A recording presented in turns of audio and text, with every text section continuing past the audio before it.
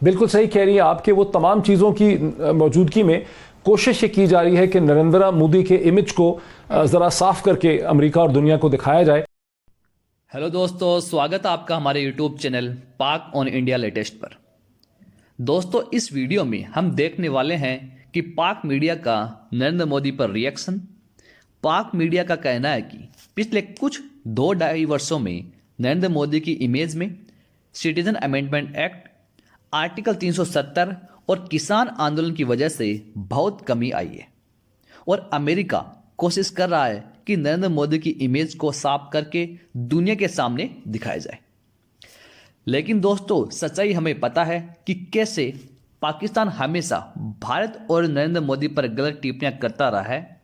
पूरी दुनिया को पता है कि नरेंद्र मोदी कितने पावरफुल प्रधानमंत्री हैं। इसके अलावा पाक मीडिया द्वारा अक्टूबर 2021 में नरेंद्र मोदी के पाकिस्तान आने पर भी झूठी अफवाह उड़ाई जा रही है। तो दोस्तों, चलिए देखते हैं इस पूरे वीडियो के अंदर क्या है। यानी सोर्सेज ने, बहुत ही हाईली प्लेस सोर्सेज ने जो हमें कंफर्म किया है, जो जिन सोर्सेज को मैंने साइट किया है बलूचिस्तान टाइम्स की न्यूज़ रिपोर्ट में, जिसका आप इशारा दे रही हैं। पहला प्रोसेस शुरू हुआ अगस्त 2018 में हिंदुस्तान की national security adviser Ajit Doval और पाकिस्तान की इंपॉर्टेंट पर्सनैलिटीज़ के दरमियान। और ये प्रोसेस उस वक्त डिसरप्ट हो गया जब खिलाफ तवक्को हिंदुस्तान की हुकूमत ने अगस्त 2019 का जो है उन्होंने इकदाम किए कश्मीर में। उसके बाद ये कई महीने तक ये प्रोसेस डिसरप्टेड रहा और फिर गुज़िश्ता बरस कहीं मार्च अप्रैल में इस प्रोसेस का दोबारा से आगाज़ हुआ और अब जिस चीज़ को हम देख रहे हैं उसे कम से कम 1 साल हो चुका है। ताहम जब हम ये सुनते हैं कि प्रोसेस था चल रहा, एक एंगेजमेंट थी और उसके बावजूद हिंदुस्तान की हुकूमत ने, नरेंद्र मोदी की सरकार ने मकबूजा जम्मू और कश्मीर में, इंडियन ऑक्यूपाइड जम्मू और कश्मीर में उन्होंने 5 अगस्त 2019 के इकदाम किए, तो ज़ाहिर है हमारे एहतमाद को बहुत ठेस लगती है और एक ट्रस्ट जो है यहाँ बड़ा डैमेज होता है कि अगर एक प्रोसेस की मौजूदगी में नरेंद्र मोदी की हुकूमत ये इकदाम उठा सकती है तो फिर क्या आगे चलने वाले किसी प्रोसेस पे आप जो है यकीन कर सकते हैं। बहरहाल हमारे सोर्सेज यही कहते हैं इस्लामाबाद में, जी इस्लामाबाद में सोर्सेज यही कहते हैं कि एंगेजमेंट का प्रोसेस चल रहा है, ये डेड नहीं हुआ। और हमाद अजहर साहब ने जो उस वक्त एक डिक्लेरेशन कर दिया कॉटन और शुगर इंपोर्ट का, ये एक प्रीमेच्योर डिसीजन था, प्रीपोस्टरस था। ये गालिबन ये भी हम समझ सकते हैं कि शायद ये एक टेस्ट बैलून था, इसीलिए हमाद अजहर साहब से करवाया गया और ख़ुद प्राइम मिनिस्टर ने, ये कैबिनेट ने नहीं किया। और जब देखा कि उसके खिलाफ एक ऑपोजिशन की तरफ से, मीडिया की तरफ से, तो इसको भी हम उस बैकग्राउंड से जोड़ सकते हैं कि सोच समझ कर ये सब कुछ किया गया। पाक भारत की बहाली का जो एक कहना जाए, जो खबर लोगों के सामने लाई गई, बिल्कुल आपने ये सही कहा। लोगों को जज्बात को टेस्ट करने की कोशिश की, रिएक्शन जानने की कोशिश की गई, फिर कैबिनेट के दबाव पर इस चीज को वापस ले लिया गया। क्या हम ये कह सकते हैं ये जो बैकग्राउंड राब्ते हो रहे हैं, कोशिशें हो रही हैं, कि उन्हीं कोशिशों के नतीजे में कोशिश करके देखी गई? जी बिल्कुल शाजिया, मैं आपसे इत्तफाक करता हूँ। मैं भी इसी नतीजे पे पहुंचा हूँ कि ज़ाहिर है हमाद अजहर कोई बच्चे नहीं हैं और अकेले वो एक्शन कर भी नहीं सकते थे। उनसे कहलवाया गया, रद्द अमल देखा गया। ख्याल यही था कि आप अगर ये ट्रेड रिजम्पशन कर देंगे एक अनडिक्लेयर्ड तरीके से तो शायद बात आगे चल जाएगी। लेकिन उसके ख़िलाफ़ अपोजिशन बशमूल ख़ास करके PMLN की तरफ से और मीडिया की तरफ से जो रिएक्शन और रद्द-ए-अमल हुआ, लोग सटपटा गए, हैरान रह गए कि अचानक ही कैसे चीज़ हो गई है। फिर एहसास हुआ कि ज़ाहिर है इसके लिए कोई पॉलिटिकल होमवर्क और बैकग्राउंड नहीं हुआ था। तो जहाँ एक एंगेजमेंट बहुत मुस्बत और पॉजिटिव स्टेप है, वहाँ ये सवालात उठ रहे हैं कि इस एंगेजमेंट के नतीजे में भारत पाकिस्तान को क्या देगा और पाकिस्तान भारत को क्या देगा।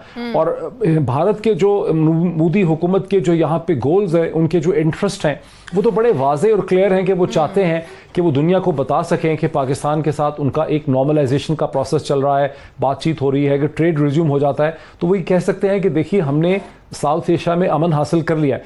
लेकिन पाकिस्तान को इसके जवाब में क्या मिलेगा, ये एक बहुत बड़ा सवाल है जिसका कोई खातिर तसल्ली का जवाब हमें नहीं मिल रहा कि अगर हम ट्रेड रिज्यूम कर लेते हैं। सारी हमारे सामने एक नतीजे आ रहे हैं, या इसको एक पॉजिटिव जो हम मूव कह रहे हैं, ये जो अमेरिका में नई इंतजामिया आई है, बाइडेन की इंतजामिया आई है, फिर यकीनन भारत को एक चाइना का भी प्रेशर रहा है, तो हम कह सकते हैं कि अगर भारत कुछ बैक फुट पर गया है, ये एक कदम पीछे हटा है, उसकी वजह यह है कि नई अमेरिकी इंतजामिया का दबाव और दूसरी तरफ चाइना का जो उन पर दबाव है, ये उसका भी नतीजा हो सकता है।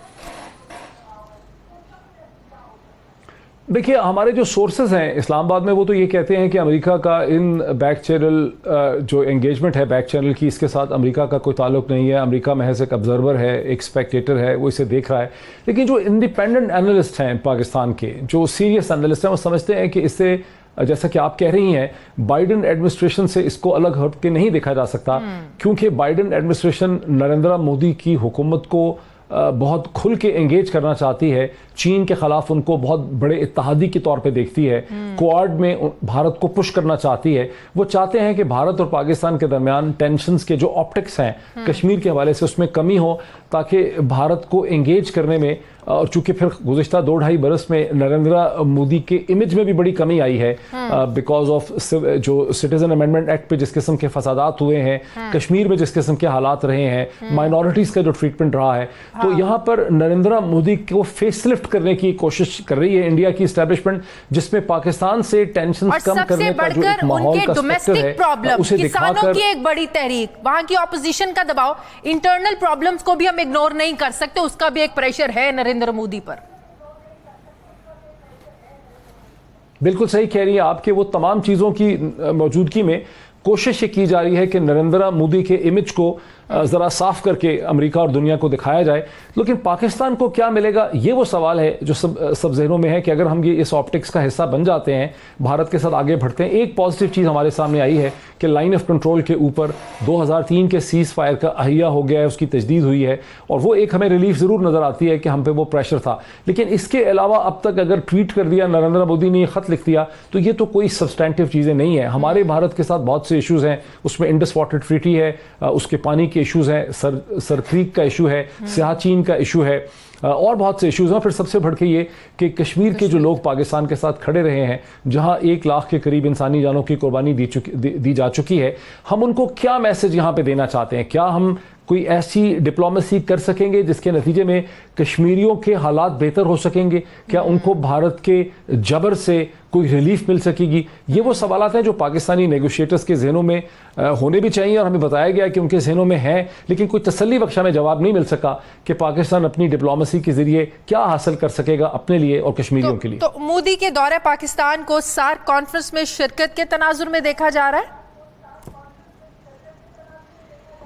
जी, बताया यही है सोर्सेज ने कि अगर ये प्रोसेस चल निकले और इसमें कॉन्फिडेंस बिल्डिंग मैयर होते रहें, एहतमाद की फ़ज़ा हो जाए, और मोदी हुकूमत हिंदुस्तानी ऑक्यूपाइड, इंडियन ऑक्यूपाइड कश्मीर में कोई मीनिंगफुल कंड्यूसिव एटमॉस्फेयर या इनेबलिंग एनवायरनमेंट पैदा कर देती है, वहाँ की डेमोग्राफिक चेंज को रोकने का गारंटीज़ देती है, पानी के हवाले से गारंटीज़ देती है, कश्मीरी पॉलिटिकल प्रोसेस को ऑटोनॉमी देती है, कश्मीरियों को आज़ाद कश्मीर और पाकिस्तान आने के लिए परमिट पे इजाज़त देती है, इस किस्म की अगर सब्सटैंटिव मैयर करती है, तो फिर ये मुमकिन हो सकेगा कि नरेंद्र मोदी सार्क के समिट में शिरकत करें। लेकिन मुझे लग रहा है कि ये बताया गया है कि ये हो सकता था, ये अभी तक कोई डन डील नहीं है, बिकॉज अभी तक कोई ऐसे कॉन्फिडेंस, जब हम अप्रैल के महीने में हैं और अगले 6 महीने में कितने कॉन्फिडेंस मैयर हिंदुस्तान की हुकूमत कर सकेगी, मुझे नहीं लगता कि इतनी चीजें हो सकेंगी कि नरेंद्र मोदी आ सकें। मतलब जरूर था, आजकल तो वैसे भी कोविड है, आपको पता है सारे इवेंट्स वर्चुअल हो रहे हैं, वर्चुअल पर भी ये इवेंट हो जाता है, तो आपको नहीं लगता एक बड़ी